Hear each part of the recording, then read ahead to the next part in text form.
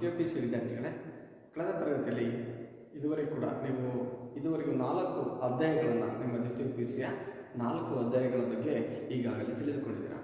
ವಿದ್ಯಾರ್ಥಿಗಳೇ, ಇಂದು ನಾವು ನಿಮ್ಮ ದ್ವಿತೀಯ ಪಿ ಯು ಸಿಯ 5ನೇ ಅಧ್ಯಾಯ ಯಾವುದಪ್ಪ ಅದು 5ನೇ ಯೂನಿಟ್ ಅನ್ನೋದಾದರೆ ಗ್ರಾಮಗಳ ಬದಲಾವಣೆ ಮತ್ತು ಅಭಿವೃದ್ಧಿ. ಗ್ರಾಮಗಳ ಅರ್ಥವನ್ನು ತಿಳ್ಕೊಳ್ಬೋದು, ಆ ಗ್ರಾಮ ಅಂದರೆ ಏನು, ಹಾಗೆ ಆ ಗ್ರಾಮಗಳ ಲಕ್ಷಣಗಳ ಬಗ್ಗೆ ತಿಳ್ಕೊಳ್ಬೋದು, ಹಾಗೆ ಅದರ ಅಭಿವೃದ್ಧಿಯ ಯಾವ ಥರ ಅಭಿವೃದ್ಧಿ ಮಾಡ್ಬೋದು ಅನ್ನೋದಕ್ಕೆ ಈ ಅಧ್ಯಾಯಗಳಲ್ಲಿ ನಾವಿಲ್ಲಿ ನೋಡ್ಬೋದು. ಅಂದರೆ ಈ ಅಧ್ಯಾಯದಲ್ಲಿ ಈ ಗ್ರಾಮಗಳ ಅರ್ಥವನ್ನು ನೋಡ್ತಾ ಹೋಗ್ತೀವಿ, ಅದರ ಲಕ್ಷಣಗಳು, ಹಾಗೆ ಅಭಿವೃದ್ಧಿಗೆ ಬಂದಾಗ IRDP, CDP, ಹಾಗೆ ಈ ಕೆಲವೊಂದು ಯೋಜನೆಗಳ ಬಗ್ಗೆ, ಸಾಮುದಾಯಿಕ ಯೋಜನೆಗಳ ಬಗ್ಗೆ ನಾವು ಈ ಅಧ್ಯಾಯದಲ್ಲೇ ತಿಳ್ಕೊಳ್ಬೋದು. ಅಂದರೆ ಗ್ರಾಮ ಅಂದರೆ ಏನು, ಗ್ರಾಮದ ಲಕ್ಷಣಗಳು, ಆ ಗ್ರಾಮವನ್ನು ಯಾವ ವಿಧಾನದಲ್ಲಿ ಅಧ್ಯಯನ ಮಾಡ್ಬೋದು, ಅಥವಾ ಆ ಅಧ್ಯಯನ ಮಾಡುವ ಸಂದರ್ಭದಲ್ಲಿ ಯಾವ ರೀತಿಯಲ್ಲಿ ಆ ಸಮಸ್ಯೆಗಳಿದ್ದಾವೆ, ಗ್ರಾಮೀಣ ಜನರ ಅಥವಾ ರೈತರ ಸಮಸ್ಯೆಗಳು, ಹೀಗೆ ಹಲವಾರು ವಿಷಯಗಳ ಬಗ್ಗೆ ನಾವು ಈ ಅಧ್ಯಯನದಲ್ಲೇ ತಿಳ್ಕೊಳ್ಬೋದು. ಹಾಗಾದರೆ ಇಂದು ನಾವು ಫಸ್ಟ್ ಈ ಗ್ರಾಮದ ಅರ್ಥವನ್ನು ನೋಡೋದಾದರೆ ಏನಪ್ಪ ಗ್ರಾಮ ಅಧ್ಯಯನದ ಅರ್ಥ ಅಥವಾ ಗ್ರಾಮ ಸಮುದಾಯದ ಅರ್ಥ ಅಂತ ಹೇಳ್ತೇವೆ. ಅಂದರೆ ಗ್ರಾಮಗಳು ಭಾರತೀಯ ಸಮಾಜದ ಮೂಲ ಆಧಾರ ಸ್ತಂಭ ಅಂತ ಕರೀತಾರೆ. ಗ್ರಾಮಗಳು ಭಾರತೀಯ ಸಮಾಜದ ಏನಿದೆ ಅದಕ್ಕೆ ಮೂಲ ಆಧಾರ ಸ್ತಂಭ, ಒಂದು ಕಂಬ ಅನ್ನೋದಾದರೆ ಗ್ರಾಮಗಳಂತ ಕರೀತಾರೆ. ಅಂದರೆ ಗ್ರಾಮವನ್ನು ಸುಮಾರು 5,000 ಅಥವಾ ಅದಕ್ಕಿಂತ ಕಡಿಮೆ ಜನಸಂಖ್ಯೆಯನ್ನು ಒಳಗೊಳ್ಳುತ್ತದೆ. ನೆನಪಿರಲಿ, ಗ್ರಾಮದ ಅರ್ಥವನ್ನು ತಲುಪಿ. ಗ್ರಾಮ ಅಂದರೆ ಗ್ರಾಮವು ಸುಮಾರು 5,000 ಅಥವಾ 5,000ಕ್ಕಿಂತ ಕಡಿಮೆ ಜನಸಂಖ್ಯೆಯನ್ನು ಒಳಗೊಂಡಿದ್ದು, ಅದು ಕೃಷಿ ಮತ್ತು ಅದಕ್ಕೆ ಕೃಷಿಯೇತರ ಚಟುವಟಿಕೆಗಳಲ್ಲಿ ಮೇಲೆ ಅವಲಂಬಿತವಾಗಿರುತ್ತದೆ. ಗ್ರಾಮ ಅನ್ನೋದು 5,000 ಜನಸಂಖ್ಯೆಯನ್ನು ಒಳಗೊಂಡಿರ್ತದೆ ಅಥವಾ ಅದಕ್ಕಿಂತ ಕಡಿಮೆ ಇರಬೇಕದು. ಜಾಸ್ತಿ ಹೋದರೆ ಅದನ್ನು ಗ್ರಾಮ ಅಂತ ಕರೀಲಿಕ್ಕೆ ಸಾಧ್ಯ ಇಲ್ಲ. ಅಂದರೆ ಕೃಷಿ ಮತ್ತು ಕೃಷಿಯೇತರ ಚಟುವಟಿಕೆಗಳು ತೊಡಗಿರುತ್ತೆ. ಇಲ್ಲಿ ಕೃಷಿ ಅಂದಾಗ ಎಲ್ಲರೂ ಕೂಡ ಗ್ರಾಮೀಣ ಭಾಗದಲ್ಲಿ ಜಮೀನುಗಳಲ್ಲಿ ಹಸುಗಳನ್ನ ಇಟ್ಕೊಂಡು ಕೃಷಿಯನ್ನು ಮಾಡ್ತಾರೆ ಜಮೀನಲ್ಲಿ. ಇಲ್ಲಾಂದರೆ ಕೃಷಿಯೇತರ ವೃತ್ತಿಗಳಂದಾಗ ಕೂಲಿಯನ್ನು ಮಾಡುವಂಥದ್ದು, ಬಡಗಿ ಕೆಲಸ ಅಥವಾ ಕ್ಷೌರಿಕ, ಚಮ್ಮಾರ, ಅದ್ರ ಜೊತೆಯಲ್ಲಿ ಈ ಎಣ್ಣೆ ಗಾಣಿಗರು ಅಂತ ಹೇಳ್ತಾ ಹೋಗ್ತೀವಿ, ಈ ಬಟ್ಟೆ ತೊಳೆಯುವರು, ಹೀಗೆ ಹಲವಾರು ವಿಧಾನದಲ್ಲಿ ಇದ್ದಾರೆ. ಇಲ್ಲಿ 5,000 ಜನಸಂಖ್ಯೆ ಇದ್ದು 5,000ಕ್ಕಿಂತ ಕಡಿಮೆ ಇರಬೇಕು. ಕೃಷಿ ಮತ್ತು ಕೃಷಿಯೇತರ ವೃತ್ತಿಗಳಲ್ಲಿ ಚಟುವಟಿಕೆಗಳಲ್ಲಿ ಅವಲಂಬಿತವಾಗಿರುವಂತಹ ಮತ್ತು ಶಾಶ್ವತ ಭೌಗೋಳಿಕ ಕ್ಷೇತ್ರದಲ್ಲಿ ವಾಸವಾಗಿತ್ತು. ಶಾಶ್ವತವಾಗಿರಬೇಕು. ಹಾಗೆ ಒಂದು ನಿರ್ದಿಷ್ಟ ಕ್ಷೇತ್ರದಲ್ಲಿ, ಒಂದು ನಿರ್ದಿಷ್ಟ ಭೌಗೋಳಿಕ ಪ್ರದೇಶದಲ್ಲಿ ವಾಸಿಸುವಂತಹ ಮತ್ತು ಸಾಮಾಜಿಕ ಆರ್ಥಿಕ ಚಟುವಟಿಕೆಗಳಲ್ಲಿ ನಿರತರಾಗಿರುವಂತಹ ಸಮೂಹ ಅಂತ ಏನಿದೆ ಇದನ್ನು ನಾವು ಗ್ರಾಮ ಅಂತ ಕರಿತೀವಿ. ಅಂದರೆ ಒಂದು ನಿರ್ದಿಷ್ಟ ಪ್ರದೇಶದಲ್ಲಿ ಇರಬೇಕು. ನಾವು ನೋಡ್ತಾ ಹೋಗ್ತೀವಿ, ಗ್ರಾಮಗಳು ಒಂದೇ ನಿರ್ದಿಷ್ಟ ಪ್ರದೇಶದಲ್ಲಿ ಇದ್ದಾವೆ, ಅವಕ್ಕೆ ಅಥವಾ ಸ್ಥಳಾಂತರ ಏನೋ ಅವ್ರಿಗೆ ಇರೋದಿಲ್ಲ. ಒಂದೇ ಪ್ರದೇಶದಲ್ಲಿ ಎಲ್ಲರೂ ಕೂಡ ಇರ್ತಾರಲ್ಲಿ. ಗ್ರಾಮೀಣ ಪ್ರದೇಶದಲ್ಲಿ ಅಲ್ಲಿ ಸಾಮಾಜಿಕವಾಗಿ ಆರ್ಥಿಕವಾಗಿ ಚಟುವಟಿಕೆಗಳಲ್ಲಿ ನಿರತರಾಗಿರ್ತಾರೆ. ಸಮಾಜದಲ್ಲಿ ಎಲ್ಲರೂ ಕೂಡ ಒಟ್ಟಿಗೆ ಸೇರ್ಕೊಂಡು ಜೀವನವನ್ನು ಮಾಡ್ತಾರೆ. ಹಾಗೆ ಆರ್ಥಿಕವಾಗಿ ದುಡಿಮೆ ಮಾಡಬೇಕನ್ನೋ ಉದ್ದೇಶದಿಂದ ಎಲ್ಲರೂ ಕೂಡ ಕಷ್ಟಪಟ್ಟು ಜಮೀನು ಬೆವರನ್ನು ಸುರಿಸ್ತಾ ಜೀವನವನ್ನು ಮಾಡ್ತಾರೆ.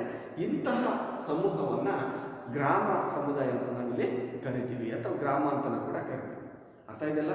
ಗ್ರಾಮ ಅಂದ್ರೆ ಇಷ್ಟೇ, 5,000 ಅಥವಾ 5,000ಕ್ಕಿಂತ ಕಡಿಮೆ ಜನಸಂಖ್ಯೆಯನ್ನು ಒಳಗೊಂಡಿದ್ದು, ಕೃಷಿ ಮತ್ತು ಅದಕ್ಕೆ ಸಂಬಂಧಿಸಿದ ಚಟುವಟಿಕೆಗಳ ಮೇಲೆ ಅವಲಂಬಿತವಾಗಿರುವಂತಹ ಶಾಶ್ವತ ಒಂದು ಭೌಗೋಳಿಕ ಪ್ರದೇಶದಲ್ಲಿ ವಾಸಿಸುವಂತಹ, ಹಾಗೆ ಸಾಮಾಜಿಕ ಆರ್ಥಿಕ ಚಟುವಟಿಕೆಗಳಲ್ಲಿ ನಿರತರಾಗಿರುವಂತಹ ಸಮೂಹವನ್ನು ಗ್ರಾಮ ಅಂತಂದು ಕರಿತೀವಿ ನಾವು. ಅರ್ಥ ಇದೆಲ್ಲ ಇದರ ಒಂದು ಅರ್ಥ. ಓಕೆ, ನಾವಿಲ್ಲಿ ಈ ಭಾರತೀಯ ಗ್ರಾಮದ ಅರ್ಥವನ್ನು ತಿಳ್ಕೊಂಡ್ವಿ. ಗ್ರಾಮ ಸಮುದಾಯದ ಅದರ ಲಕ್ಷಣಗಳನ್ನು ನೋಡೋದಾದ್ರೆ ಏನಪ್ಪ ಲಕ್ಷಣಗಳು ಅಂದಾಗ ಫಸ್ಟ್ ಪಾಯಿಂಟ್ ನಾವು ನೋಡ್ತಾ ಹೋಗ್ತೀವಿ, ಚಿಕ್ಕ ಗಾತ್ರ.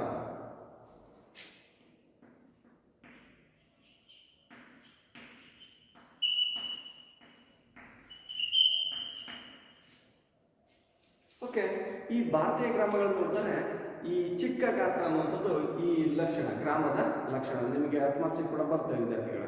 ಈ ಗ್ರಾಮವನ್ನು ಅರ್ಥೈಸಿ ಗ್ರಾಮದ ಲಕ್ಷಣಗಳನ್ನು ವಿವರಿಸಿ ಅಂತಂದು, ಆಗ ನೀವು ಗ್ರಾಮದ ಅರ್ಥವನ್ನು ಬಂದು ಗ್ರಾಮದ ಲಕ್ಷಣಗಳನ್ನ ಬರಬೇಕಾಗುತ್ತೆ. ನಾವು ಫಸ್ಟ್ ಒನ್ ನೋಡ್ತಾ ಇದ್ದೀವಿ, ಗ್ರಾಮದ ಲಕ್ಷಣಗಳಲ್ಲಿ ಒಂದು ಚಿಕ್ಕ ಗಾತ್ರ. ಏನಪ್ಪ ಚಿಕ್ಕ ಗಾತ್ರ ಅಂತಂದರೆ, ಭಾರತೀಯ ಗ್ರಾಮಗಳು ವಿಸ್ತೀರ್ಣ ಮತ್ತು ಜನಸಂಖ್ಯೆ ಗಾತ್ರದಲ್ಲಿ ಏನಿದ್ದಾವೆ, ಜನಸಾಂದ್ರತೆ ಕಡಿಮೆ ಇದೆ. ವಿಸ್ತೀರ್ಣ ಗ್ರಾಮ ಅನ್ನೋದು ನಗರದಷ್ಟು ವಿಶಾಲವಾಗಿಲ್ಲ, ದೊಡ್ಡ ಗಾತ್ರದಿಲ್ಲ. ಉದಾಹರಣೆ ಗ್ರಾಮ ಅಂದ ತಕ್ಷಣ ಹಳ್ಳಿಗಳು. ನಿಮ್ಮ ಹಳ್ಳಿಗಳು ಬೆಂಗಳೂರಿನಷ್ಟು ಅಥವಾ ದೆಹಲಿವಷ್ಟು ದೊಡ್ಡದಾಗಿಲ್ಲ, ಅಥವಾ ದಾವಣಗೆರೆ ಚಿತ್ರದುರ್ಗದಷ್ಟು ದೊಡ್ಡದಾಗಿ ವಿಸ್ತೀರ್ಣವನ್ನು ಹೊಂದಿಲ್ಲ ಪ್ರದೇಶವನ್ನು. ಅವು ವಿಸ್ತೀರ್ಣದಲ್ಲಿ ಚಿಕ್ಕ ಗಾತ್ರವನ್ನು ಹೇಳಿದವು. ಹಾಗೆ ಜನಸಂಖ್ಯೆ ಗಾತ್ರ ಮತ್ತು ಜನಸಾಂದ್ರತೆ ಕಡಿಮೆ ಇದೆ. ಜನಸಂಖ್ಯೆ ಜಾಸ್ತಿ ಜನಸಂಖ್ಯೆ ಇಲ್ಲ, 5,000 ಅಂದರೆ ಓವರ್ ಅಂದರೆ 5,000, ಅದರೊಳಗೆ ಒಂದು 600, 1,000, 2,000 ಮಾತ್ರ ಜನಸಂಖ್ಯೆನ ನೋಡ್ತಾ ಹೋಗ್ತೀವಿ. ಹಾಗೆ ಜನಸಾಂದ್ರತೆ ಕಡಿಮೆ ಇದೆ, ಅಂದರೆ ಒಂದು ಚದರ ಕಿಲೋಮೀಟರ್ಗೆ ಇಷ್ಟಿಷ್ಟು ಜನ, ಜಾಸ್ತಿ ಒಂದು 200-300 ಜನ ಏನು ಮಾಡ್ತಾರೆ, 1 ಕಿಲೋಮೀಟರ್ ಒಳಗೆ 400-500 ಜನ ವಾಸವನ್ನು ಮಾಡ್ತಿದ್ದಾರೆ ಗ್ರಾಮಗಳಲ್ಲಿ. ಅಂದರೆ ಕಡಿಮೆ ಜನಸಾಂದ್ರತೆಯನ್ನು ಒಳಗೊಂಡಿದೆ, ಚಿಕ್ಕ ಗಾತ್ರದಲ್ಲಿದೆ, ಹಾಗೆ ಜನಸಂಖ್ಯೆ ಕೂಡ ಏನಾಗಿದೆ, ಕಡಿಮೆ ಪ್ರಮಾಣದಲ್ಲಿದೆ. ಹಾಗಾಗಿ ಈ ಗ್ರಾಮದ ಒಂದು ಲಕ್ಷಣ ನೋಡ್ತಾರೆ ಚಿಕ್ಕ ಗಾತ್ರ. ಫಸ್ಟ್ ಪಾಯಿಂಟ್ ಅರ್ಥ ಆಗಿದೆಲ್ಲ ವಿದ್ಯಾರ್ಥಿಗಳೇ? ಓಕೆ, ಈ ಗ್ರಾಮದ ಲಕ್ಷಣ ಚಿಕ್ಕ ಗಾತ್ರ. ನೆಕ್ಸ್ಟ್ ನೋಡೋಣ ಪ್ರಾಥಮಿಕ ಸಂಬಂಧ, ಸೆಕೆಂಡ್ ಒನ್.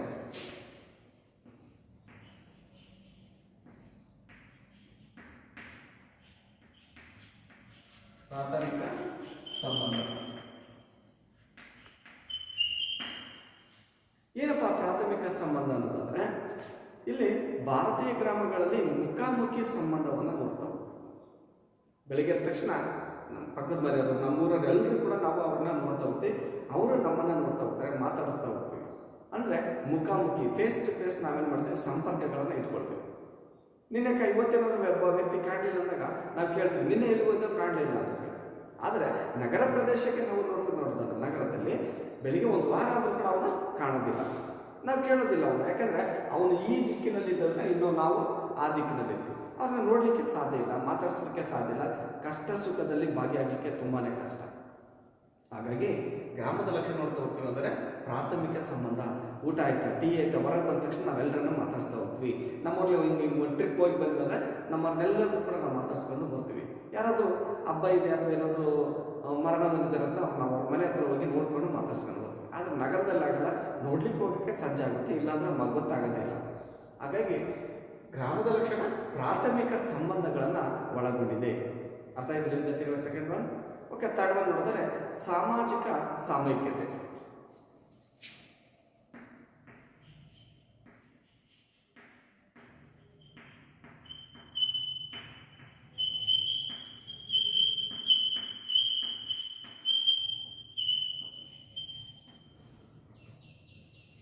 ಸಾಮಾಜಿಕ ಸಾಮೈಕ್ಯತೆ ಅಂತ ಕರಿತೀವಿ.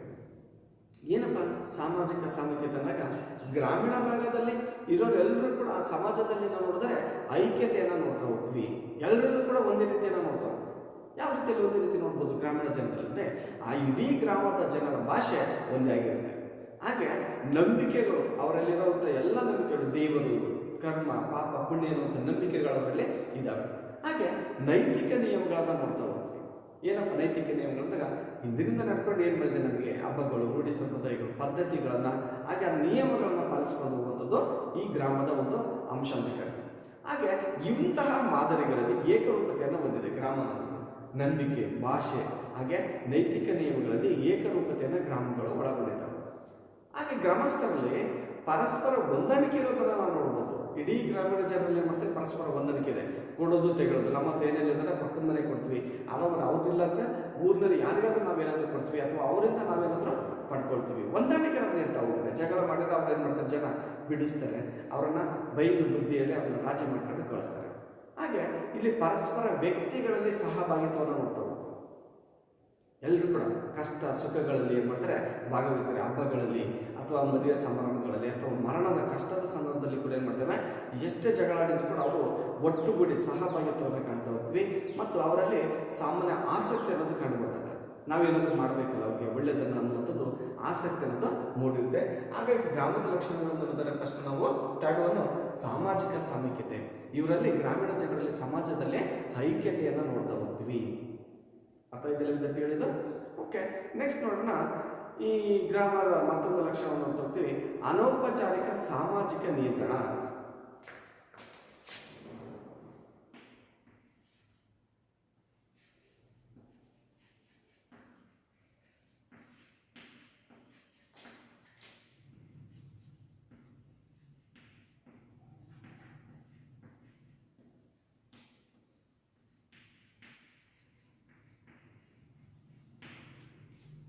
ಫೋರ್ತ್ ನೋಡ್ತಾ ಇದ್ದೀವಿ, ಅನೌಪಚಾರಿಕ ಸಾಮಾಜಿಕ ನಿಯಂತ್ರಣ.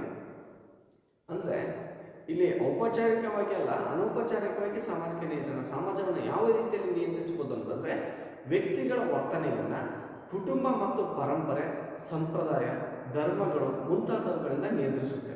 ನಾವು ನೋಡ್ತಾ ಹೋಗ್ತೀವಿ, ಜನ ಗ್ರಾಮೀಣ ಭಾಗದಲ್ಲಿ ಏನು ಮಾಡ್ತಾರೆ ಅಂದರೆ ತಪ್ಪುಗಳನ್ನು ಮಾಡಿದಾಗ ಅವರಲ್ಲಿ ಯಾವ ರೀತಿ ಕಂಟ್ರೋಲ್ ಮಾಡ್ತಾರೆ ಅಂದರೆ ಇಲ್ಲಿ ಈ ಕುಟುಂಬ ಮತ್ತು ಆ ವ್ಯಕ್ತಿಯ ವರ್ತನೆಯನ್ನು ಕಂಟ್ರೋಲ್ ಮಾಡ್ತಾ ಹೋಗ್ತಾರೆ. ತಪ್ಪೇನಾದ್ರು ಮಾಡಿದ್ರೆ ಹಿಡ್ಕೊಂಡು ಮನೆಯಲ್ಲಿ ಅಪ್ಪ ಅಮ್ಮ ಹೊಡಿತಾರೆ. ಆ ಹೊಡೆಯುವ ಮೂಲಕ ಏನು ಮಾಡ್ತೈತೆ, ಆ ವ್ಯಕ್ತಿಯ ವರ್ತನೆಯನ್ನು ನಿಯಂತ್ರಿಸುತ್ತೆ.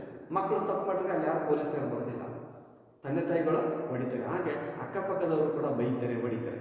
ಹಾಗೆ ಪರಂಪರೆ ಇಂದಿನಿಂದ ನಮ್ಮ ಅಜ್ಜರಿಂದ ಕಾಲದಿಂದಲೂ ಕೂಡ ಒಳ್ಳೆಯದನ್ನು ಮಾಡ್ಕೊಂಡು ಬಂದಿದ್ದೀವಿ, ನಾವು ಕೆಟ್ಟದ್ದನ್ನು ಮಾಡಬಾರ್ದು.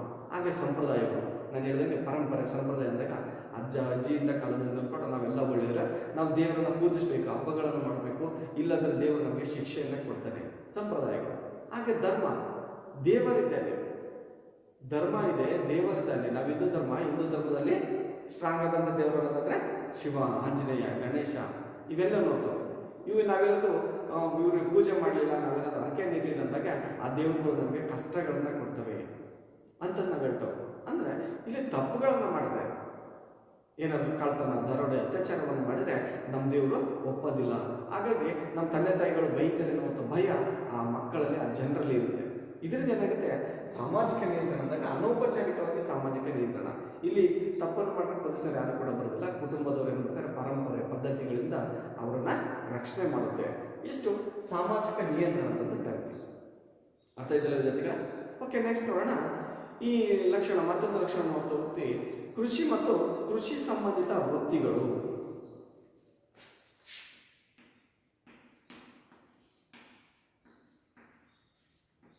ಕೃಷಿ ಮತ್ತು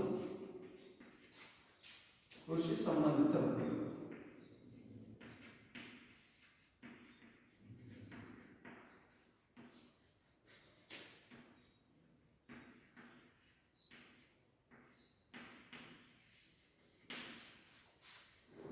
ಏನಪ್ಪ ಕೃಷಿ ಮತ್ತು ಕೃಷಿ ಸಂಬಂಧಿತ ವೃತ್ತಿಗಳು ಅನ್ನೋದಾದ್ರೆ, ಗ್ರಾಮೀಣ ಭಾಗದಲ್ಲಿ ಭಾರತವನ್ನು ನೋಡಿದ್ರೆ ಕೃಷಿ ಪ್ರಧಾನ ರಾಷ್ಟ್ರ ಅಂತ ಕರೀತೀವಿ. ನಮ್ಮ ಭಾರತವು ಕೃಷಿ ಪ್ರಧಾನ ರಾಷ್ಟ್ರವಾಗಿದೆ. ಅಂದರೆ ಗ್ರಾಮಸ್ಥರು ಕೃಷಿ ಮತ್ತು ಕೃಷಿಗೆ ಸಂಬಂಧಿಸಿದ ಚಟುವಟಿಕೆಗಳಲ್ಲಿ ನಿರತರಾಗಿದ್ದಾರೆ. ಗ್ರಾಮದಲ್ಲಿ ಒಂದು ವೃತ್ತಿ ಅನ್ನೋದಂದ್ರೆ ರೈತರು ಅಂತ ನಾವು ಕರಿತೀವಿ, ಕೃಷಿಯಲ್ಲಿ. ಈ ಕೃಷಿಯಲ್ಲಿ ವ್ಯವಸಾಯವನ್ನು ಮಾಡೋದು, ಜಮೀನುಗಳಲ್ಲಿ ಕಷ್ಟಪಟ್ಟು ದುಡಿತಾರೆ, ಬೆಳೆಯನ್ನು ಬೆಳೀತಾ ಹೋಗ್ತಾರೆ. ಇದು ಕೃಷಿಗೆ ಸಂಬಂಧಿಸಿದ ಚಟುವಟಿಕೆಗಳು. ಇದ್ರ ಜೊತೆಗೆ ಕೃಷಿಗೆ ಸಂಬಂಧಿಸಿದ ಚಟುವಟಿಕೆಗಳು ಅಂದಾಗ ಕೃಷಿಯೊಡನೆ ಈ ಪಶುಗಳನ್ನು ಸಾಕ್ತಾರೆ. ಹಾಗೆ ಈ ಪ್ರಾಣಿಗಳನ್ನು, ಹಸುಗಳನ್ನು ಅಥವಾ ಕೋಳಿಗಳನ್ನು ಸಾಕುವಂಥದ್ದು, ಹಾಗೆ ಈ ಮೀನುಗಾರಿಕೆ ಮಾಡೋದಾಗಿರ್ಬೋದು, ಗಣಿಗಾರಿಕೆ, ಹಾಗೆ ಜೇನುಗಾರಿಕೆಯನ್ನು ಮಾಡ್ತಾ ಹೋಗ್ತಾರೆ. ಗುಡಿ ಕೈಗಾರಿಕೆ, ಮನೆಯಲ್ಲಿ ಬುಟ್ಟಿ ಎಣೆಯುವುದು, ಮರಗಳನ್ನು ಅಥವಾ ಪರಕೆಗಳನ್ನು ತಯಾರಿಸುವಂಥದ್ದಾಗಿರ್ಬೋದು. ನಾವು ನೋಡ್ತಾ ಹೋಗ್ತೀವಿ, ಮರ ಅಥವಾ ಬಿದಿರಿನ ಬುಟ್ಟಿಗಳನ್ನು ಎಳಿತಾ ಇದ್ರು. ಹೀಗೆ ಕೃಷಿಗೆ ಸಂಬಂಧಿಸಿದ ವೃತ್ತಿಗಳನ್ನು ಮಾಡ್ತಾ ಇದ್ರು. ಹಾಗೆ ಕಮ್ಮಾರ ಏನು ಮಾಡ್ತಿದ್ದ, ಕೃಷಿಗೆ ಬೇಕಾಗಿರುವಂಥ ಈ ನೇಗಿಲು, ಕುಂಟೆ, ಕೂರ್ಗೆಗಳನ್ನು ಬಳಸ್ತಾ ಇದ್ದ.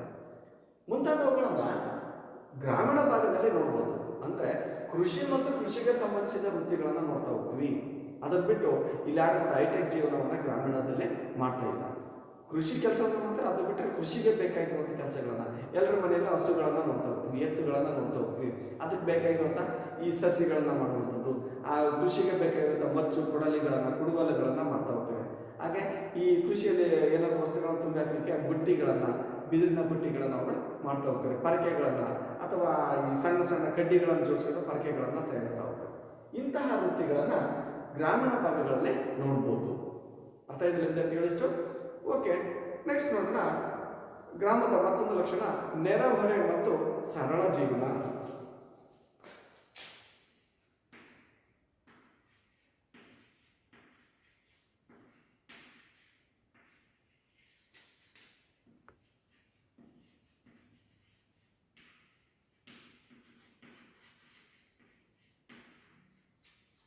ಗ್ರಾಮದ ಮತ್ತೊಂದು ಲಕ್ಷಣ ನೋಡೋದಾದ್ರೆ ನೆರೆಹೊರೆ ಮತ್ತು ಸರಳ ಜೀವನ.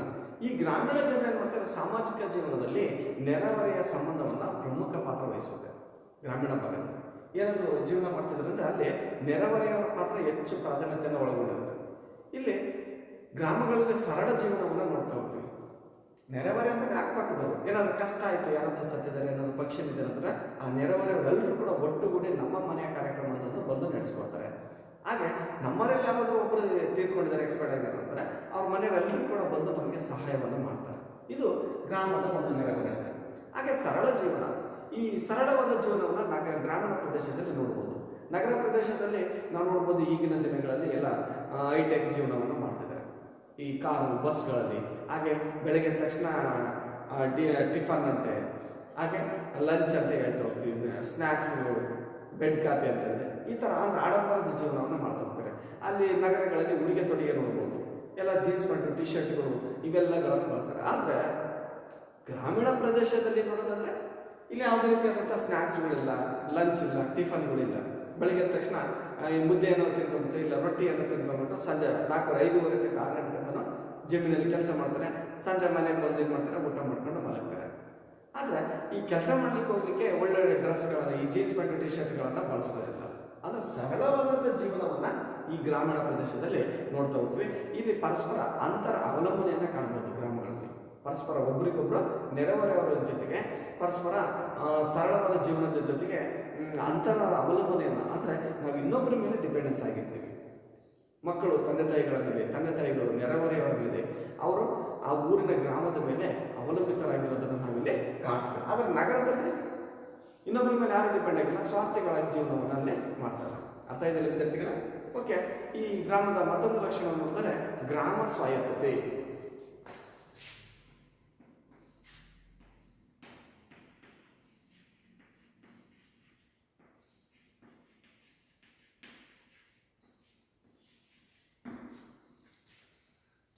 ಗ್ರಾಮ ಸ್ವಾಯತ್ತತೆ ಏನಪ್ಪ? ಗ್ರಾಮ ಸ್ವಾಯತ್ತತೆ ಅಂದಾಗ ಇಲ್ಲಿ ಪ್ರತಿಯೊಂದು ಗ್ರಾಮವು ಸಾಪೇಕ್ಷವಾಗಿ ಸ್ವಯಂ ಪರಿಪೂರ್ಣ ಮತ್ತು ಸ್ವತಂತ್ರವಾಗಿದ್ದಾವೆ. ಇಲ್ಲಿ ಸಾಪೇಕ್ಷವಾಗಿ ಸ್ವಯಂ ಪರಿಪೂರ್ಣವಾಗಿದ್ದಾವೆ. ಎಲ್ಲರೂ ಕೂಡ ಸ್ವಯಂ ಪರಿಪೂರ್ಣವಾಗಿ ಕಷ್ಟಪಟ್ಟು ದುಡಿತಾರೆ. ಅಲ್ಲಿ ಯಾರು ಕೂಡ ಕೇಳೋದಿಲ್ಲ. ಅಲ್ಲಿ ಏನು ಬೇಕಾದ್ರೂ ಅವಶ್ಯಕತೆ ಇರ್ತಂದ್ರೆ ಅಲ್ಲಿ ಗ್ರಾಮದಲ್ಲಿ ಪಡ್ಕೊಳ್ತಾರೆ. ನಿಮ್ಗೆ ಸರ್ಕಾರ ಇದು ಬೇಕು ಅದು ಬೇಕು ಅಂತಂದು ಕೇಳೋದಿಲ್ಲ ಮತ್ತು ಸ್ವತಂತ್ರವಾಗಿದ್ದಾವೆ. ನಗರದಲ್ಲಿ ನೋಡಿದ್ರೆ ರಾತ್ರಿ 10-12 ಗಂಟೆ ಆಯ್ತಂದಾಗ ಓಡಾಡಂಗಿಲ್ಲ, ಅಲ್ಲಿ ಏನಾದರೂ ಅನಾಹುತಗಳಾಗ್ತವೆ. ಆದರೆ ಗ್ರಾಮೀಣ ಭಾಗದಲ್ಲಿ ಸ್ವತಂತ್ರವಾಗಿದೆ. ಅವರು ರಾತ್ರಿ 2 ಗಂಟೆ ತನಕ ಓಡಾಡಿದ್ರು ಕೂಡ ಅಲ್ಲಿ ಯಾರು ಕೂಡ ಕೇಳೋದಿಲ್ಲ. ಅಥವಾ ಇಲ್ಲಿ ಯಾವುದೇ ರೀತಿಯಲ್ಲಿ ಏನಾದರೂ ಕೂಡ ತಪ್ಪುಗಳಾದರೂ ಕೂಡ ಅಲ್ಲಿ ಗ್ರಾಮೀಣ ಭಾಗದಲ್ಲಿ ಏನು ಮಾಡ್ತಾರೆ, ಒಬ್ಬರಿಗೊಬ್ರು ನೋಡ್ಕೊಂಡು ಹಿಡ್ಕೊಂಡು ಜಗಳವನ್ನು ಮಾಡ್ತಾರೆ. ಅಂದರೆ ಸ್ವತಂತ್ರವಾಗಿದ್ದಾವೆ. ಆ ಗ್ರಾಮಕ್ಕೆ ಏನು ಬೇಕು ಅವನ್ನೆಲ್ಲವನ್ನು ಕೂಡ ಒಟ್ಟಿಗೆ ಕೂತ್ಕೊಂಡು ಕೆಲಸವನ್ನು ಮಾಡ್ತಾ ಹೋಗ್ತಾರೆ. ಅಥವಾ ದೇವಸ್ಥಾನಗಳಿಗೆ ಏನು ಬೇಕು ಗ್ರಾಮಗಳಿಗೆ, ಆ ತಪ್ಪು ಮಾಡಿದ್ರೆ ಪಂಚಾಯತಿಗಳನ್ನು ಕೂತ್ಕೊಂಡು ಏನು ಮಾಡ್ತಾರೆ, ಅವ್ರು ನೇರವಾಗಿ ಅವನಿಗೆ ಶಿಕ್ಷೆಯನ್ನು ಕೊಡುವಂಥದ್ದು, ಅವನ ದಂಡಿಸುವಂಥ ಕೆಲಸವನ್ನು ಗ್ರಾಮಗಳು ಮಾಡ್ತಾಯಿದ್ವು. ಅಥವಾ ಹಬ್ಬ ಹರಿದಿನಗಳು ಬಂದಾಗ ದೇವಸ್ಥಾನಕ್ಕೆ ಬೇಕಾಗಿರುವಂಥ ಈ ಬಣ್ಣಗಳನ್ನು ಹೊಡೆಯುವಂಥದ್ದು, ದೇವಸ್ಥಾನದ ಉತ್ಸವಗಳನ್ನು ನಡೆಸುವಂಥದ್ದು ಈ ಸ್ವತಂತ್ರವಾಗಿ ಗ್ರಾಮಗಳು ಮಾಡ್ತಿದ್ವು. ಆದರೆ ನಗರಗಳಿಗೆ ಮಾಡ್ಕೊಂಡಾಗ ನಗರ ಪ್ರದೇಶದಲ್ಲಿ ಸ್ವತಂತ್ರ ಅನ್ನೋದು ಇಲ್ಲ. ಹೆಂಗೆ ಬೇಕಂಗೆ ಹೋಗಿಲ್ಲ, ಅಡ್ಡದಿಡಿಯೋಲ್ಲ. ಈ ಬೈಕ್ ಓಡಿಸೋದ್ರಿಂದ ನಾವು ನೇರವಾಗಿ ಹೋಗ್ಬೇಕು ಇದೇ ದಾರಿಯಲ್ಲಿ. ಆದರೆ ಹಳ್ಳಿಗಳಲ್ಲಿ ನೋಡಿದ್ರೆ ಬೈಕನ್ನು ನಾವು ಎದುರಿಗಾರ ಬಂದು ಈ ಕಡೆ ಬಂದು ಈ ಕಡೆ ಹೋಗಿ ಈ ಕಡೆ ಬಂದು ಕೂಡ ಅಲ್ಲಿ ಯಾರು ಕೂಡ ನಮಗೆ ಕೇಳೋದಿಲ್ಲ. ಅಂದರೆ ಗ್ರಾಮೀಣ ಅನ್ನೋದು ಸ್ವಾಯತ್ತತೆಯನ್ನು ಒಳಗೊಂಡಿದ್ದಾವೆ. ಅದಕ್ಕೋಸ್ಕರ ಇಲ್ಲಿ ಚಾರ್ಲ್ಸ್ ಮೆಟಕಾಫ್ ಎಂಬ ಬ್ರಿಟಿಷ್ ಅಧಿಕಾರಿ ಹೇಳ್ತಾ ಹೋಗ್ತಾರೆ. ಚಾರ್ಲ್ಸ್ ಮೆಟಕಾಫ್ ಇಲ್ಲಿ ನಿಮ್ಗೆ ಒಂದು ಮಾಸ ಕೇಳ್ಬೋದು. ಚಾರ್ಲ್ಸ್ ಮೆಟಕಾಫ್ ಏನಂತಾರೆ ಅಂದರೆ ಭಾರತೀಯ ಗ್ರಾಮಗಳನ್ನು ಪುಟ್ಟ ಗಣರಾಜ್ಯಗಳು ಅಂತ ಕರೀತಾರೆ. ಭಾರತೀಯ ಗ್ರಾಮಗಳನ್ನು ಪುಟ್ಟ ಗಣರಾಜ್ಯ.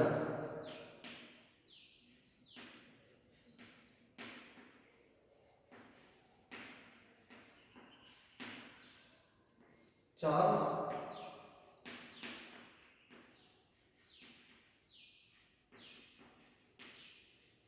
ಮೆಟಕಾಫ್ ಇಲ್ಲಿ ನಿಮ್ಗೆ ಒಂದು ಮಾತು ಕೇಳ್ಬೋದು. ಭಾರತೀಯ ಗ್ರಾಮಗಳನ್ನು ಪುಟ್ಟ ಗಣರಾಜ್ಯ ಎಂದು ಕರೆದವರು ಯಾರು ಅಂದರೆ ಚಾರ್ಲ್ಸ್ ಮೆಟಕಾಫ್. ಇವರು ಈ ಭಾರತೀಯ ಗ್ರಾಮಗಳನ್ನ ಪುಟ್ಟ ಪುಟ್ಟ ಸಣ್ಣ ಸಣ್ಣ ಗುಂಪುಗಳನ್ನು ಒಳಗೊಂಡಂಥ ರಾಜ್ಯಗಳು ಅಂತಂದು ಕರಿತಾ ಹೋಗ್ತಾರೆ. ಅರ್ಥ ಇದೆಯಲ್ಲ? ಇಷ್ಟು ಗ್ರಾಮದ ಅರ್ಥ ಮತ್ತು ಲಕ್ಷಣಗಳು. ನೆನಪಿಲ್ಲಿ ಗ್ರಾಮ ಸಮುದಾಯದ ಅರ್ಥ ಅಂತಂದರೆ ಸುಮಾರು 5,000 ಅಥವಾ 5,000ಕ್ಕಿಂತ ಕಡಿಮೆ ಜನಸಂಖ್ಯೆಯನ್ನು ಒಳಗೊಂಡಿದ್ದು, ಕೃಷಿ ಮತ್ತು ಕೃಷಿಗೆ ಸಂಬಂಧಿಸಿದ ವೃತ್ತಿಗಳಲ್ಲಿ ತೊಡಗಿದ್ದು, ಅವಲಂಬಿತವಾಗಿದ್ದು, ಅದರ ಜೊತೆಯಲ್ಲಿ ಭೌಗೋಳಿಕ ಒಂದು ನಿರ್ದಿಷ್ಟ ಪ್ರದೇಶದಲ್ಲಿ ವಾಸಿಸುವಂಥದ್ದು, ಹಾಗೆ ಸಾಮಾಜಿಕ ಆರ್ಥಿಕ ಚಟುವಟಿಕೆಗಳಲ್ಲಿ ನಿರತರಾಗಿರುವಂತಹ ಸಮೂಹವನ್ನು ಗ್ರಾಮ ಅಂತ ಕರಿತೀವಿ. ಹಾಗಾದರೆ ಈ ಗ್ರಾಮದ ಲಕ್ಷಣಗಳನ್ನು ನೋಡಿದರೆ ಫಸ್ಟ್ ಒಂದು ಚಿಕ್ಕ ಗಾತ್ರ, ಸೆಕೆಂಡು ಪ್ರಾಥಮಿಕ ಸಂಬಂಧವನ್ನು ಒಳಗೊಂಡಿದೆ, ಥರ್ಡ್ ಒಂದು ಸಾಮಾಜಿಕ ಸಾಮಯಿಕತೆಯನ್ನು ಒಳಗೊಂಡಿದೆ, ಹಾಗೆ ಅನೌಪಚಾರಿಕ ಸಾಮಾಜಿಕ ನಿಯಂತ್ರಣ ಅಂತ ಕರಿತೀವಿ, ಫಿಫ್ತ್ ಒನ್ ಕೃಷಿ ಮತ್ತು ಕೃಷಿ ಸಂಬಂಧಿತ ವೃತ್ತಿಗಳನ್ನು ಗ್ರಾಮೀಣ ಪ್ರದೇಶದಲ್ಲಿ ನೋಡ್ತಾ ಹೋಗ್ತೀವಿ. ಹಾಗೂ ನೆರೆಹೊರೆ ಮತ್ತು ಸರಳ ಜೀವನವನ್ನು ಆಚರಣೆ ಮಾಡ್ತಾರೆ ಗ್ರಾಮೀಣ ಪ್ರದೇಶದಲ್ಲಿ. ಕೊನೆಯದಾಗಿ ಗ್ರಾಮ ಸ್ವಾಯತ್ತತೆ. ಇಷ್ಟು ನಿಮಗೆ 10 ಮಾರ್ಕ್ಸ್ಗೆ ಬರ್ಬೋದು ವಿದ್ಯಾರ್ಥಿಗಳ. ಅರ್ಥ ಇದೆಯಲ್ಲ ವಿದ್ಯಾರ್ಥಿಗಳು ಇಷ್ಟು? ಓಕೆ, ನೆಕ್ಸ್ಟ್ ನೋಡೋಣ. ಈ ಬ್ರಿಟಿಷ್ ಅವಧಿಯಲ್ಲಿ ಆದಂಥ ಗ್ರಾಮೀಣ ಪ್ರದೇಶದಲ್ಲಿ ಬ್ರಿಟಿಷರ್ ಬಂದ ಮೇಲೆ ಏನೇನೆಲ್ಲ ಚೇಂಜಸ್ಗಳು ಆದವು ಅನ್ನೋದಾದ್ರೆ, ಬ್ರಿಟಿಷರ ಕಾಲದಲ್ಲಾದಂಥ ಬದಲಾವಣೆಗಳು ಏನು? ಓಕೆ, ಇಷ್ಟು ನೀವು ಗ್ರಾಮದ ಅರ್ಥ ಮತ್ತು ಲಕ್ಷಣಗಳು ತಿಳ್ಕೊಂಡಿದ್ದೀರಾ. ಈ ಗ್ರಾಮದಲ್ಲಿ ಈ ಬ್ರಿಟಿಷರ ಕಾಲದಾದಂಥ ಗ್ರಾಮ ಸಮುದಾಯ ಏನೇನೆಲ್ಲ ಚೇಂಜಸ್ ಆಯಿತು. ಬ್ರಿಟಿಷ್ ಆಡಳಿತ ಇಲ್ಲ ಭಾರತ ಕಾಲದಲ್ಲಿ ಬ್ರಿಟಿಷರ್ ಬಂದರು. ಈ ಸಂದರ್ಭದಲ್ಲಿ ಏನಾಗುತ್ತೆ, ಗ್ರಾಮಗಳು ತಮ್ಮ ಮೂಲ ಸ್ವರೂಪವನ್ನು ಕಳೆದುಕೊಳ್ತವೆ. ಮೂಲ ಸ್ವರೂಪ ಅಂದರೆ ಇಲ್ಲಿರುವಂಥ ಸ್ಥಾನಮಾನಗಳನ್ನು ಕಳೆದುಕೊಳ್ತಾ ಹೋಗ್ತವೆ. ಗ್ರಾಮ ಪಂಚಾಯತಿಗಳು ಏನು ನಿರ್ವಹಿಸ್ತಿದ್ವು? ಗ್ರಾಮ ಪಂಚಾಯತಿಗಳು ಬ್ರಿಟಿಷರ್ ಬರೋದಕ್ಕಿಂತ ಮುಂಚಿತವಾಗಿ ಪಂಚಾಯತಿಗಳು ನಿರ್ವಹಿಸ್ತಿದ್ವು ಈ ಗ್ರಾಮಗಳನ್ನು. ಇಲ್ಲಿ ಆಡಳಿತಾತ್ಮಕ ಕಾರ್ಯಗಳು ಸರ್ಕಾರ ಮತ್ತು ಅಧೀನ ಇಲಾಖೆಗಳಿಗೆ ಹಸ್ತಾಂತರ ಪಡಿಸುತ್ತೆ. ಈ ಗ್ರಾಮಕ್ಕೆ ಸಂಬಂಧಪಟ್ಟಂಥ ಕೆಲಸ ಕಾರ್ಯಗಳನ್ನು, ಹಾಗೆ ಈ ಪಂಚಾಯತಿಗಳು ಏನು ನಿರ್ವಹಿಸ್ತಿದ್ವು ಇಂಥವುಗಳನ್ನು ಆಡಳಿತಾತ್ಮಕ ಕಾರ್ಯಗಳು ಸರ್ಕಾರ ಏನು ಮಾಡ್ತವೆ, ಸರ್ಕಾರದ ಸುಪರ್ದಿಗೆ ಬ್ರಿಟಿಷ್ ಸರ್ಕಾರ ತನ್ನ ವಶಕ್ಕೆ ಇಲಾಖೆಗಳಿಗೆ ಹಸ್ತಾಂತರ ಪಡಿಸುತ್ತೆ. ಇದರಿಂದ ಏನಾಯಿತು, ಈ ಗ್ರಾಮಾಡಳಿತ ವ್ಯವಸ್ಥೆಯಲ್ಲಿ ಸ್ವಲ್ಪ ನಶಿಸಲು ಆರಂಭಿಸಿತು. ಗ್ರಾಮದಲ್ಲಿ ಏನೇನೆಲ್ಲ ಚೇಂಜಸ್ ಆದವು ಅಂದರೆ ಇದು ಕೆಲವೊಂದು ಕಾರಣಗಳಿವೆ. ಬ್ರಿಟಿಷರ್ ಬಂದ ಮೇಲೆ ಗ್ರಾಮೀಣ ಭಾಗದಲ್ಲಿ ಏನೇನೆಲ್ಲ ಚೇಂಜಸ್ ಆದವು ಅನ್ನೋದು. ಗ್ರಾಮಗಳಲ್ಲಿ ಸಂಗ್ರಹಿಸಿದಂಥ ಕಂದಾಯದ ಒಂದು ಭಾಗವನ್ನು ಗ್ರಾಮಗಳಿಗೆ ನೀಡಲಾಗಿತ್ತು, ಗ್ರಾಮ ಅಭಿವೃದ್ಧಿಗೆ ನೀಡಲಾಗಿತ್ತು. ಈ ಗ್ರಾಮಗಳಲ್ಲಿ ವರ್ಷ ಅಥವಾ ತಿಂಗಳು ಕಂದಾಯವನ್ನು ಸಂಗ್ರಹಿಸಿದ್ರು. ಈ ಸಂಗ್ರಹಿಸಿದಂಥ ಕಂದಾಯವನ್ನು ಒಂದು ಭಾಗವನ್ನು ಗ್ರಾಮ ನಿಧಿಗೆ ನೀಡಲಾಗ್ತಿತ್ತು. ಗ್ರಾಮವನ್ನು ಅಭಿವೃದ್ಧಿಗೆ, ದೇವಸ್ಥಾನ, ಹಬ್ಬ, ಉತ್ಸವಗಳನ್ನು ಮಾಡಲಿಕ್ಕೆ, ಆ ಬಣ್ಣವನ್ನು ಬೆಳೆಯಲಿಕ್ಕೆ, ಆ ಚರಂಡಿ ರಸ್ತೆಗಳನ್ನು ಮಾಡಲಿಕ್ಕೆ ಒಂದು ಭಾಗವನ್ನು ನೀಡಲಾಗಿತ್ತು. ಆದರೆ ಬ್ರಿಟಿಷರು ಬಂದ ಮೇಲೆ ಏನಾಗುತ್ತೆ, ಇದನ್ನು ರದ್ದುಪಡಿಸುತ್ತಾರೆ.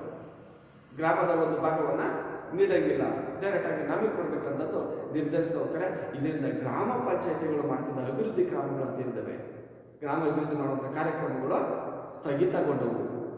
ನೆಕ್ಸ್ಟ್ ನೋಡೋಣ, ನ್ಯಾಯಾಲಯಗಳ ಸ್ಥಾಪನೆಯಿಂದಾಗಿ ಬ್ರಿಟಿಷರು ಈ ನ್ಯಾಯಾಲಯಗಳ ಸ್ಥಾಪನೆಯಿಂದಾಗಿ ಗ್ರಾಮದ ಹಿರಿಯರು ಏನು ಮಾಡ್ತಿದ್ರು, ಗ್ರಾಮಕ್ಕೆ ಸಂಬಂಧಿಸಿದಂಥ ಆಂತರಿಕ ನ್ಯಾಯ ತೀರ್ಮಾನಗಳನ್ನು ಮಾಡ್ತಾಯಿದ್ರು.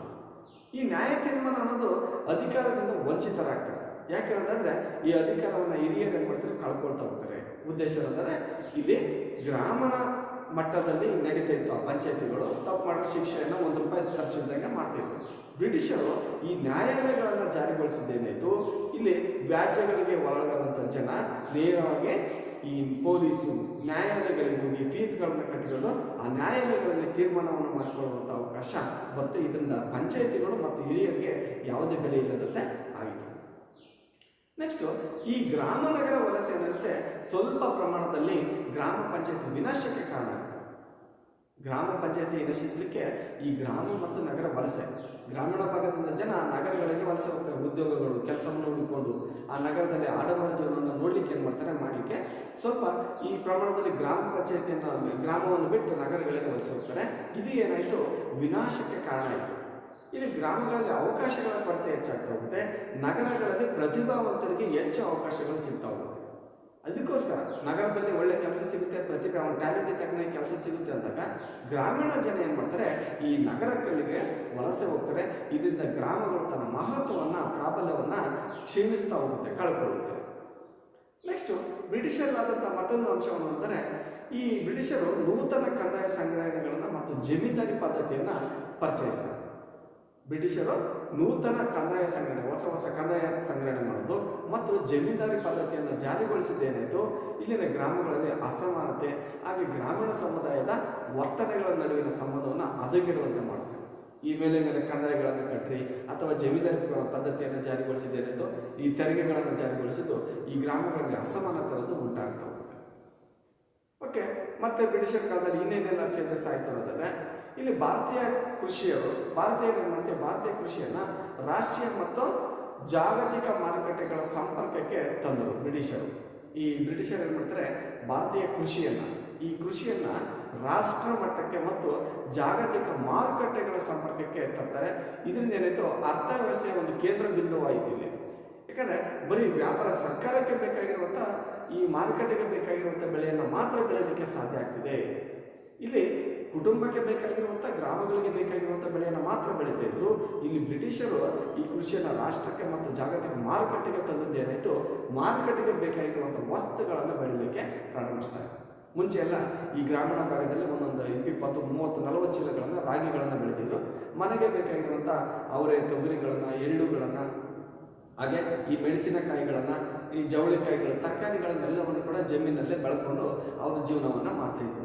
ಆದರೆ ಈಗೇನಾಗಿದೆ, ಮಾರುಕಟ್ಟೆಗೆ ಬೇಕಾಗಿರುವಂಥ ಟೊಮೆಟೊ ಒಳ್ಳೆ ರೇಟ್ ಇದೆ, ಒಂದು 800-900 ರೂಪಾಯಿ ಬಾಕ್ಸ್ ಇದೆ ಅನ್ನೋದಾದರೆ ಆ ಬಾಕ್ಸಿಗೆ ತಕ್ಕನಾಗಿ ಏನು ಮಾಡ್ತೀವಿ, ಟೊಮೆಟೊಗಳನ್ನು ಬೆಳಿತೀವಿ. ಮೆಕ್ಕೆಜೋಳ ಚೆನ್ನಾಗಿ ರೇಟ್ ಇದೆ, ಮೆಕ್ಕೆಜೋಳವನ್ನು ಬೆಳಿತೀವಿ ಮಾರುಕಟ್ಟೆಯಲ್ಲಿ. ಅಡಿಕೆ ಚೆನ್ನಾಗಿದೆ, ಅಡಿಕೆ ತೋಟವನ್ನು ಮಾಡಿ ಅವ್ರಿಗೆ ನಾವು ನೀಡ್ತಾ ಇದ್ದೀವಿ. ಅಂದರೆ ಮಾರುಕಟ್ಟೆಗೆ ಬೇಕಾಗಿರುವಂಥ ವಸ್ತುಗಳನ್ನು ಉತ್ಪಾದನೆಯನ್ನು ನಾವಿಲ್ಲಿ ಮಾಡ್ತಾ ಇದ್ದೀವಿ. ಇಷ್ಟು ಈ ಗ್ರಾಮೀಣ ಭಾಗದಲ್ಲಾದಂಥ ಬ್ರಿಟಿಷರ ಸಮಯದಲ್ಲಿ, ಬ್ರಿಟಿಷರ ಕಾಲದಲ್ಲಾದಂಥ ಗ್ರಾಮದಲ್ಲಿನ ಪರಿವರ್ತನೆಗಳು. ಅರ್ಥ ಇದೆಯಲ್ಲ ವಿದ್ಯಾರ್ಥಿಗಳು? ಇಷ್ಟು ಓಕೆ. ಇಷ್ಟು ನಿಮಗೆ ಹಿಂದಿನ ತರಗತಿಯಲ್ಲಿ ತಿಳ್ಕೊಂಡಿದ್ದೀರ. ಮುಂದಿನ ತರಗತಿಯಲ್ಲಿ ಗ್ರಾಮ ಅಧ್ಯಯನದ ಮಹತ್ವವನ್ನು ಕುರಿತು ಮುಂದಿನ ತರಗತಿಯಲ್ಲಿ ಚರ್ಚಿಸೋಣ ಅಂತ ಹೇಳ್ತಾ ಈ ಒಂದು ತರಗತಿಯನ್ನು ಮುಗಿಸ್ತಾ ಇದ್ದೀನಿ. ಧನ್ಯವಾದಗಳು.